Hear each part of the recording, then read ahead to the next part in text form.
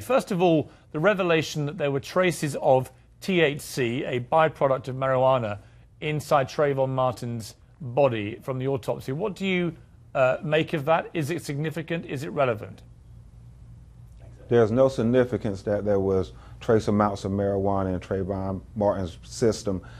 Piers, what's really relevant is the fact that there was no toxicology report done on George Zimmerman, and we don't know what else was in his system with the prescribed medications that he was on to have him get out of his car in the rain and profile, pursue, and confront Trayvon Martin and then kill Trayvon Martin in cold blood, even though he was unarmed.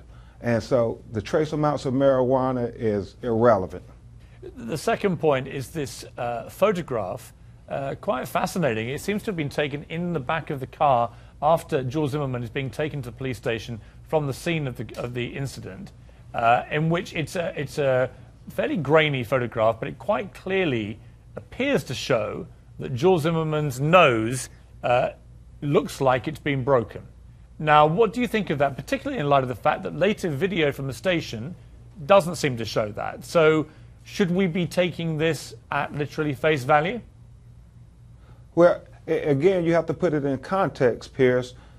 George Zimmerman pursued and confronted Trayvon Martin after he profiled him and initiated an altercation.